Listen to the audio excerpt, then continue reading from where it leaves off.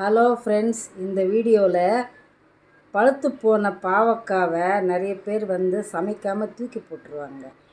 இதை நல்லா அருமையாக சமைக்கலாம். இதுதான் இன்றைக்கி நான் செஞ்சு காட்ட போகிறேன், பாருங்கள். அதில் இந்த கடாயை ஹீட் பண்ணிவிட்டு தேவையான அளவு எண்ணெய் ஊற்றிக்குங்க. எண்ணெய் காஞ்சதும் வெங்காயத்தை போட்டுக்கோங்க.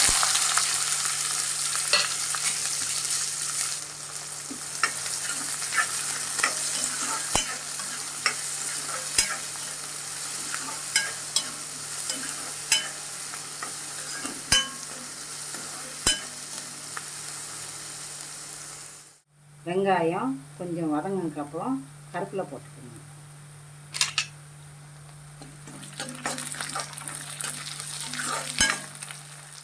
இப்போது இந்த பழுத்த பாவக்காவை போட்டுக்கணும்.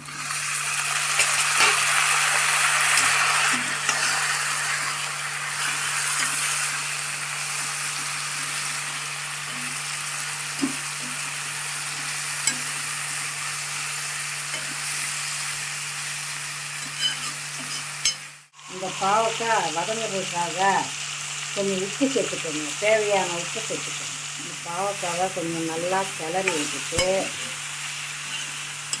இதை சிம்மில் போட்டுருங்க. சிறுவாக வச்சு சிம்மில் போட்டுருங்க.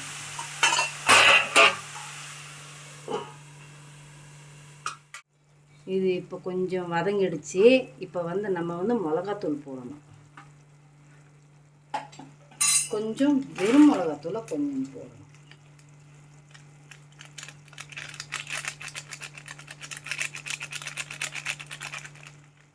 இதில் கொஞ்சம் வெறும் மிளகாத்தூள் கொஞ்சம் போட்டோம், கொஞ்சம் அரைச்ச மிளகாத்தூளை கொஞ்சம் போட்டோம், கொஞ்சம் வெல்லம் போடணும். இதில்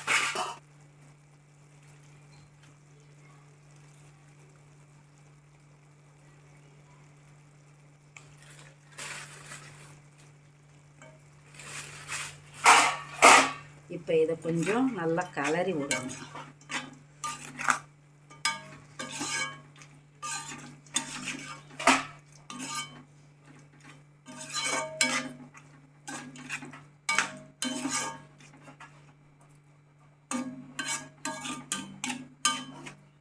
மறுபடியும் கொஞ்சம் சிம்மில் வச்சிடலாம்.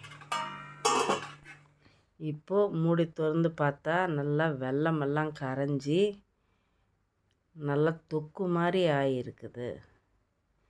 இப்படி தாங்க செய்யணும். ஒரு வாட்டி நீங்களும் செஞ்சு பாருங்கள். எப்படி இருக்குதுன்னு கமெண்டில் சொல்லுங்கள். தேங்க்ஸ் ஃபார் வாட்சிங். Take care. பாய்.